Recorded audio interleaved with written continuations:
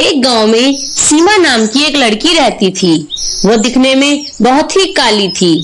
उसके बड़े बड़े होठ और नाक चपटी थी, इसलिए गांव के सभी लोग उसे काली बंदरिया कहकर चिढ़ाते थे। सीमा की एक छोटी बहन भी थी जिसका नाम रजनी था, जो दिखने में बहुत ही सुंदर थी। उसे अपनी सुंदरता पर बहुत ज्यादा घमंड था। वह सीमा के रंग रूप की वजह से उसका बहुत मजाक उड़ाया करती थी। मैं मार्केट जा रही हूँ, बताओ तुम दोनों के लिए कौन से रंग की ड्रेस लेकर आऊं? बताओ बताओ सीमा, तुम्हारे लिए कौन से रंग की ड्रेस लेकर आऊं? ये भी कोई पूछने वाली बात है माँ, काली बंदरिया तो काले कपड़े ही पहनेगी ना। देखो माँ, रजनी मेरा मजाक उड़ा रही है। रजनी, अपनी बड़ी दीदी के बारे में ऐसा नहीं बोलते। चलो माफी मांगो दीदी से। माँ, मैं गलत क्या बोल रही हूँ, सही तो कह रही हूँ। बाहर के लोग भी सीमा का मजाक उड़ाने का कोई मौका नहीं छोड़ते थे। ऐसे ही एक दिन सीमा बंदरों को खाना खिला रही थी। तभी उसके पड़ोस में रहने वाले दो भाई बहन मीना और गौरव वहाँ आए और बोले, अरे देखो, ये बंदरिया बंदरों को केला खिला रही है।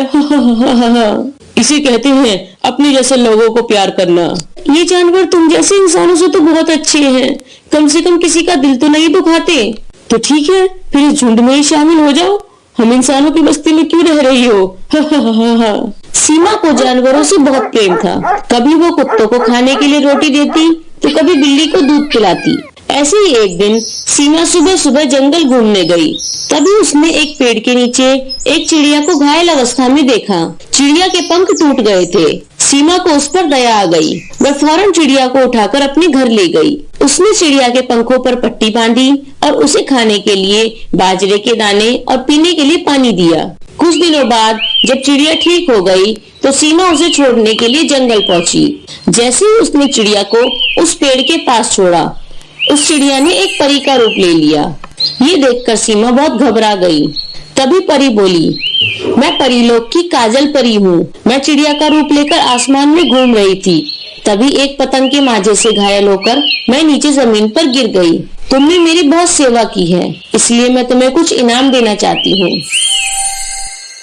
ये लो, ये जादुई लिपस्टिक है। इसे लगाते ही तुम बहुत सुंदर बन जाओगी। साथ ही तुम इस जादुई लिपस्टिक को लगाकर जो कुछ भी बोलोगी वो सच हो जाएगा।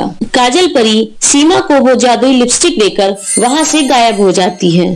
क्या सच में ये जादुई लिपस्टिक मेरे काले रंग को गोरा बना देगी? अपने होठों पर लगाकर देखती हूँ। सीमा ने जैसे ही ये जादुई लिपस्टिक अपने होठों पर लगाई तो वो बहुत सुंदर दिखने लगी। अरे वाह, मैं तो सच में सुंदर दिखने लगी। अब देखती हूँ कौन मेरे काले रंग का मजाक उड़ाता है। अब इस जादुई लिपस्टिक की मदद से गांव में जिन लोगों ने मेरा मजाक उड़ाया है उनसे मैं अपना बदला लूंगी। सीमा मन में बदले की भावना लिए जादुई लिपस्टिक को लेकर गांव पहुंच जाती है। तभी रास्ते में उसने देखा कि मीना सज धज कर अपने होने वाले पति रमेश से मिलने जा रही थी। सीमा उसका पीछा करते हुए पार्क में जा पहुंचती है। मीना पार्क में बैठकर अपने होने वाले पति से बातें कर रही थी। अगले महीने हम शादी के बंधन में बन जाएंगे, फिर हम घूमने के लिए मसूरी जाएंगे। कितना मजा आएगा ना? हाँ हाँ, मसूरी ही क्यों, और भी खूबसूरत खूबसूरत जगह ले जाऊंगा तुम्हें। मेरी होने वाली खूबसूरत बीवी, तुम सच में बहुत खूबसूरत हो। सीमा एक पेड़ के पीछे छुपकर दोनों की बातें सुन रही थी। इस मीना ने मेरा बहुत मजाक उड़ाया था, इसे तो अभी मजा चखाती हूँ। इतना